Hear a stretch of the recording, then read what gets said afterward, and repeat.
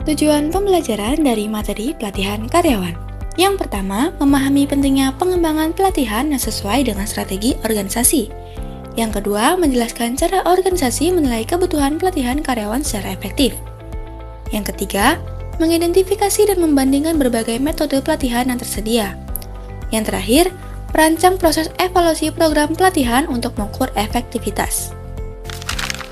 Proses desain instruksional. Proses desain instruksional yang lengkap mencakup langkah-langkah di bawah ini.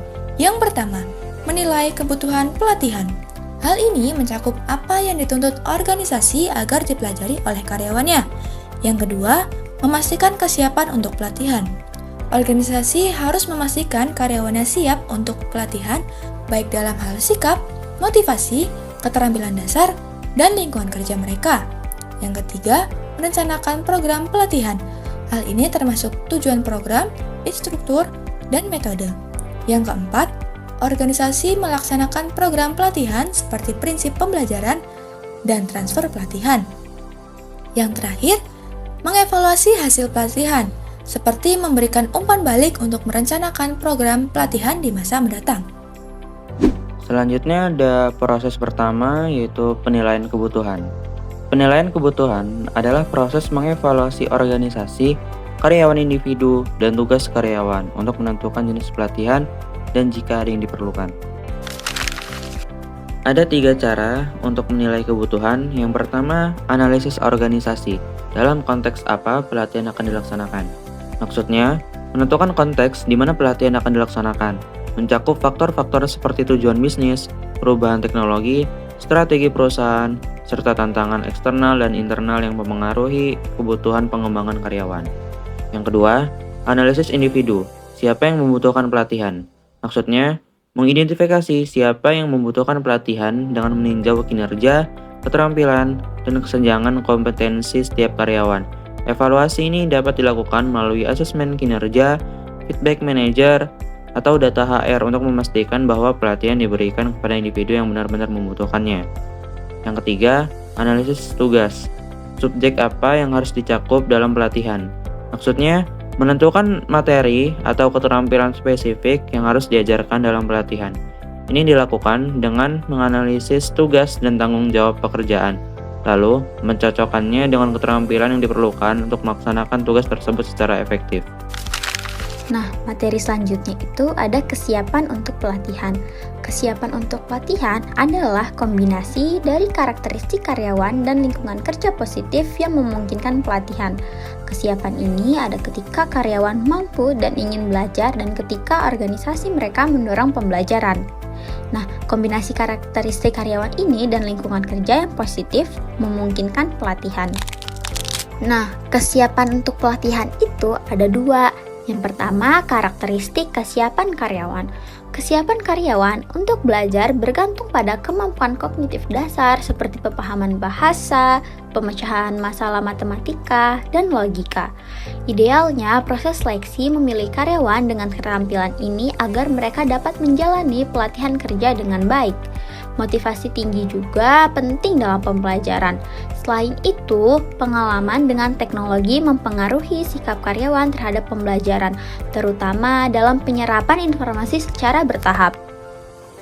Nah, yang kedua itu ada lingkungan kerja. Kesiapan untuk pelatihan dipengaruhi oleh kendala situasional dan dukungan sosial. Kendala situasional itu mencakup keterbatasan biaya, waktu, serta alat dan bahan yang diperlukan untuk pelatihan.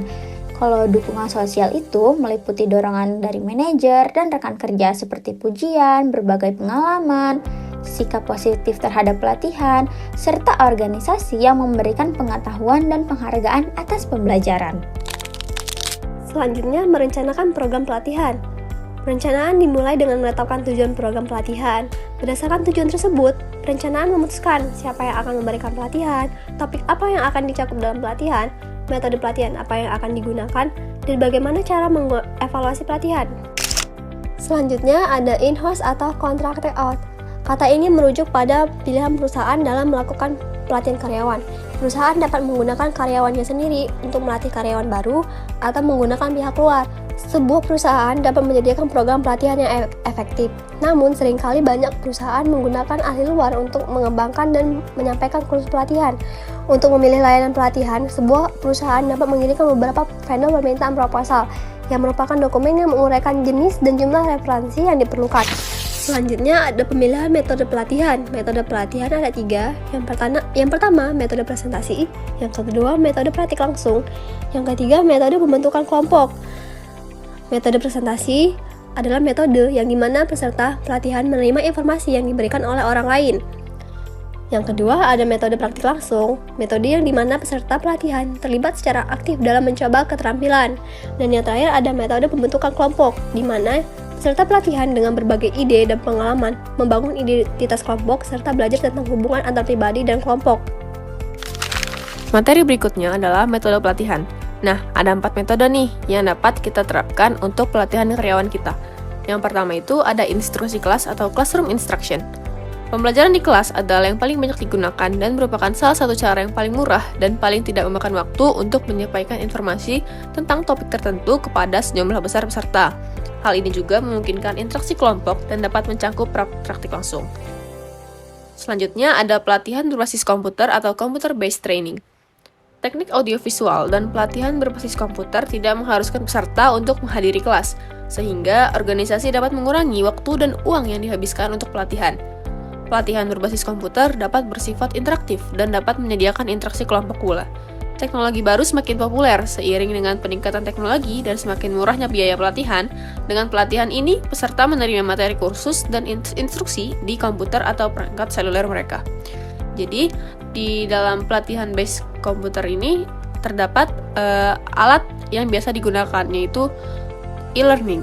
E-learning ini menggunakan jaringan elektronik untuk menyampaikan dan berbagi informasi dan menawarkan alat dan informasi untuk membantu peserta pelatihan meningkatkan kinerja.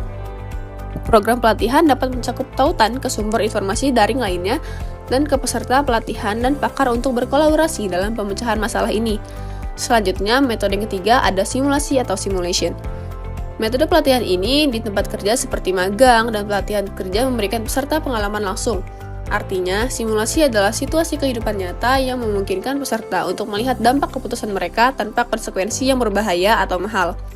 Simulasi juga adalah metode pelatihan yang menggambarkan situasi nyata, dengan peserta pelatihan membuat keputusan yang menghasilkan hasil yang mencerminkan apa yang akan terjadi di tempat kerja. Selanjutnya ada pembelajaran aksi atau action learning. Bentuk lain dari pembentukan kelompok adalah pembelajaran aksi. Dalam jenis pelatihan ini, tim atau kelompok kerja menghadapi masalah aktual, berupaya memecahkannya, dan berkomitmen pada rencana aksi, serta tanggung jawab mereka untuk melaksanakan rencana tersebut. Jenis pelatihan ini tampaknya menghasilkan banyak pembelajaran dan karyawan dapat menerapkan apa yang mereka pelajari karena pembelajaran tindakan melibatkan masalah aktual yang dihadapi organisasi. Lalu, gimana sih cara kita menerapkan pelatihan program yang berhasil? Nah, aku ada 2 tips nih cara kita untuk pelatihan program itu agar berhasil. Yang pertama, ada prinsip pembelajaran yang jelas. Maksudnya, pelatihan yang efektif itu mengomunikasikan tujuan pembelajaran, menyajikan informasi dengan cara yang unik dan mudah diingat, serta membantu peserta pelatihan mengaitkan materi itu dengan pekerjaan mereka. Yang kedua, ada transfer pelatihan. Maksudnya, penggunaan pelatihan, keterampilan, dan perilaku yang dipelajari dalam pelatihan itu di tempat kerja, karyawan seharusnya menerapkan apa yang mereka pelajari, kondisi tertentu yang harus ada seperti dukungan sosial, dukungan teknis, dan manajemen diri. Nah, materi selanjutnya yaitu mengenai evaluasi keberhasilan program pelatihan. Yang pertama yaitu ada menetapkan tujuan yang jelas. Tujuannya harus spesifik dan terukur, misalnya meningkatkan keterampilan komunikasi tim sebesar 20% dalam 3 bulan. Keterikatan, pastikan tujuan tersebut selaras dengan kebutuhan organisasi seperti peningkatan produktivitas atau peningkatan kepuasan pelanggan. Apa sih pentingnya untuk menetapkan tujuan yang jelas ini? Nah, pentingnya yaitu tujuan yang jelas membantu fokus pelatihan dan juga kemudahan dalam pengukuran keberhasilan. Yang kedua yaitu ada nilai pengetahuan dan keterampilan. Gunakan kuis, tes, atau penilaian praktis sebelum dan setelah pelatihan untuk mengukur peningkatan pengetahuan dan keterampilan. Contohnya, jika pelatihan berkaitan dengan penjualan, lakukan evaluasi untuk melihat peningkatan pemahaman produk dan juga taktik penjualan. Penilaian ini memberikan data konkret tentang efektivitas pelatihan. Yang ketiga yaitu ada kumpulkan umpan balik peserta. buat survei untuk mengumpulkan umpan balik peserta mengenai kepuasan peserta terhadap konten dan penyampaian pelatihan. Aspek yang dinilai ini mengenai tentang relevansi materi, kualitas pengajar, dan apakah peserta merasa pelatihan memenuhi kebutuhan mereka. Tujuannya dapat digunakan untuk memperbaiki program pelatihan di masa depan dan menyesuaikan materi agar lebih sesuai. Selanjutnya yaitu ada pantau metrik kinerja. Indikator kinerja ini yaitu mengidentifikasi dan menganalisis KPI yang relevan seperti produktivitas, efisiensi, atau kualitas pekerjaan. Nah, membandingkan data kinerja sebelum dan juga setelah pelatihan untuk mengukur dampak. Contohnya, jika pelatihan bertujuan untuk meningkatkan layanan pelanggan, lihat apakah ada peningkatan dalam skor kepuasan pelanggan. Dan yang terakhir yaitu menghitung pengembalian investasi atau ROI. Nah, penghitungan ROI ini dengan membandingkan biaya pelatihan dengan manfaat finansial yang dihasilkan, seperti peningkatan penjualan atau efisiensi. Memahami ROI juga membantu manajemen melihat nilai pelatihan dan mengalokasikan anggaran dengan lebih efektif. Terima kasih. Nah, tadi udah dijelasin kan sama teman-teman yang lain tentang pelatihan karyawan. Kesimpulannya, pelatihan karyawan merupakan bagian penting dalam manajemen sumber daya manusia yang bertujuan untuk meningkatkan keterampilan, pengetahuan, dan produktivitas karyawan. Training yang efektif membantu karyawan beradaptasi dengan perubahan, meningkatkan kinerja individu dan tim, serta mendukung pencapaian tujuan organisasi. Proses pelatihan melibatkan identifikasi kebutuhan, perencanaan program, pelaksanaan, dan evaluasi untuk memastikan efektivitasnya. Metode yang digunakan dapat berupa instruksi kelas atau classroom instruction, pelatihan berbasis komputer atau biasa juga disebut computer based training, lalu ada simulasi dan pembelajaran aksi atau biasa disebut action learning. Selain itu, pelatihan yang berkelanjutan membantu perusahaan tetap kompetitif dan meningkatkan loyalitas serta kepuasan karyawan. Secara keseluruhan, training karyawan bukan hanya investasi dalam pengembangan individu, tetapi juga strategi perusahaan untuk mencapai keunggulan dalam persaingan bisnis. والعود دندن دنلي والطبل طب طب طبلي طب طب طب طب طب طب طب طب طب طبلي والسقف سق سق سقلي والرقص قد طاب إلي شوى شوى وشاهي شوى